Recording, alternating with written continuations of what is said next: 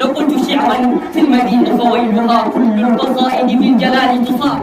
ألف شكر لك يا معلم، صنعت في نفوسنا البسمة وتركت أحلى بصمة. فشكر وألف شكر لك يا معلم.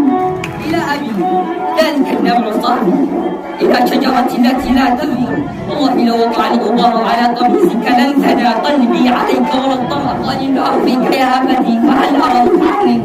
إلى أمي التي مهما كبرت سأبقى طفلها الذي يكتب اسمها على دفتر قلبه ساعة حزن. إذا ما وقفت على المنصة توقفت دقات قلبي الوقت لتحتار. لو قلت شعرا في المديح فويلها كل القصائد بالجلال تصاب. لكن قلبي حين أشرق طيفكم قد قال لي في حيرة يرتاب. لا قول عندي في مديح جمالكم سيخونني الترتيب والإعراب. إلى معلمي سأكتب عما بداخلي وأنثر أزكى التحيات لمعلم غالي، مربي الأجيال وصانع الأفكار، ينير لنا الطريق ويسعد الجميع، هو من علمنا وأسعدنا وتعب من أجلنا، هو الأب والأم.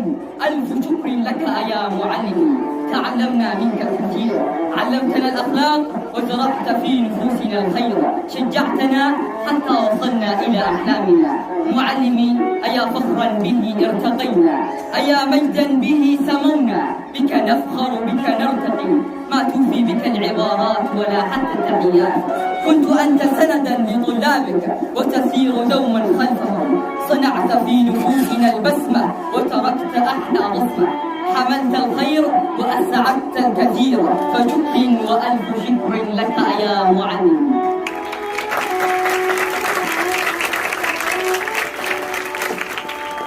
إلى أبي ذلك النبع صاحبي إلى شجرة التي لا تثمر، إلى الطفل الذي آوي إليه في كل حين. أبي أراك سيزول همي وضيقي وأمسك بيدك فتهون علي مصاعب طريقي. يا أبي أدري بأنك مذ ولدت وأنت يغمرك التعب، أدري بأنك لست تظهره حتى وإن ظهر الغضب. أبي والله لو وقع الغبار على قميصك لن ثنى قلبي عليك ولا الضرر. ما زلت أمشي خلفك خطوة قائلا أني حظيت بخير أبدا، من أجل أن أرفع إليك شهادتي التي تعترف كل قصاصة فيها بأنك سبب وجودها وسبب خلودها في مدارك العلم بإذن الله. وقد كان يضعك جزءا من طموحي وجزءا من سيري في طريق العلم حتى ترى ثمرة جهدك وطيب غرسك، فكنت معنى الحياة لي. وقد أرضاني الله فيك يا أبتي فهل أرضت عني.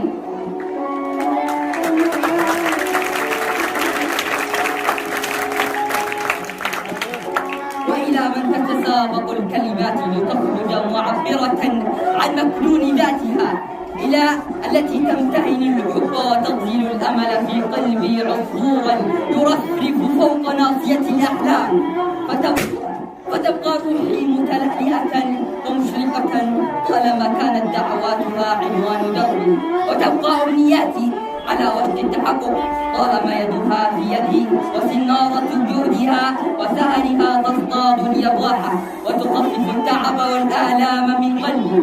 فعندما تكسوني الهموم أسبح في بحر حبها وحنانها ليخفف بل ويزيل مني آلامي. إلى أمي التي مهما كبرت سأبقى طفلها الذي يكتب اسمها على دفتر قلبه ساعة حزن، ويهتف بفضلها حين يتقدم في علمه درجات. لك يا والدتي الحبيبة، يا سيدة القلب والروح والحياة، أهديك رسالتي لتهديني